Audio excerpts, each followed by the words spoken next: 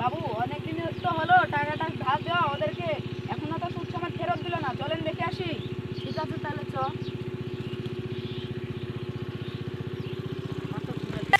বলুন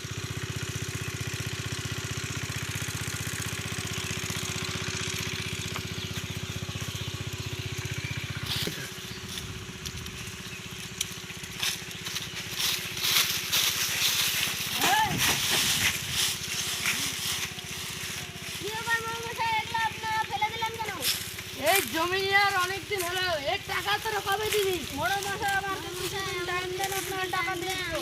ঠিক আছে, 2 দিন সময় দিন, এই 2 দিনের মধ্যে টাকা ফেরত দিবি। ঠিক আছে।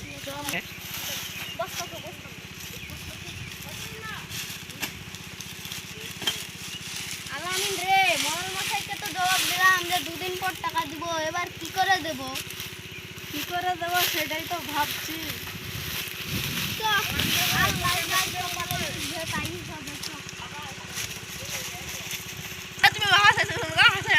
মুন্না আয়, 2 দিন হয়ে গেল টাকাটা নিয়েছি গা।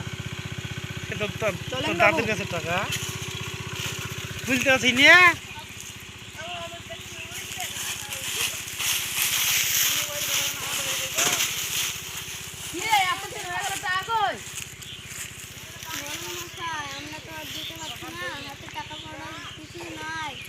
ভুল ছেড়ে দে,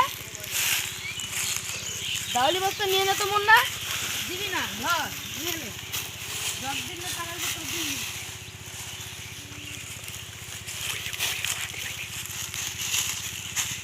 এদের কি করবো রে আলামিন, ভুলটা তো মরল মশাই নিয়ে নিল, এবার কি করে আমরা সংসার চালাবো? হয়ে গেছে।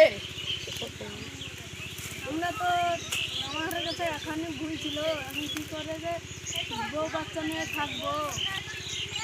চল তাহলে কোনো কাজ পাইছি দেখি গিয়ে চল।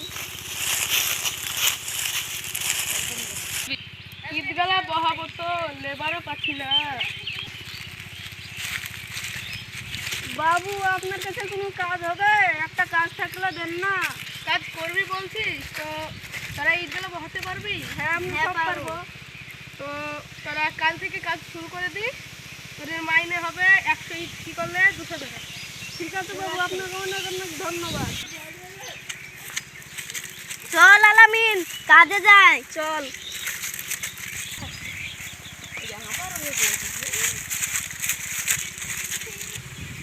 বাবু আমরা কাজে চলে এসেছি।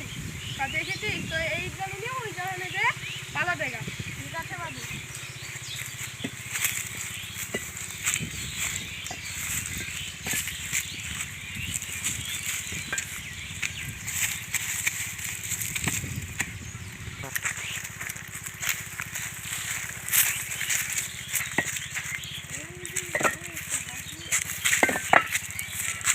চল আলামিন, কাজ তো হয়ে গেল, তো আজ বাড়ি যাই।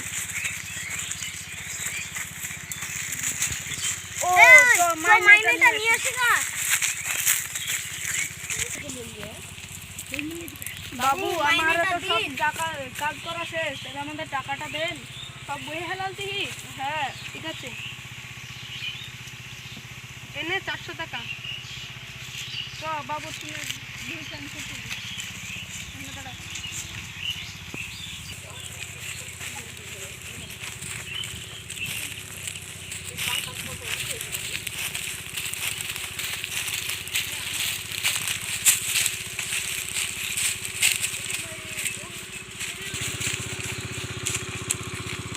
বাবু এই নিন টাকা, দুইটা দিন। ঠিক আছে যা, এই যে দাউলি বস্তাগুলো আছে নিয়ে যা।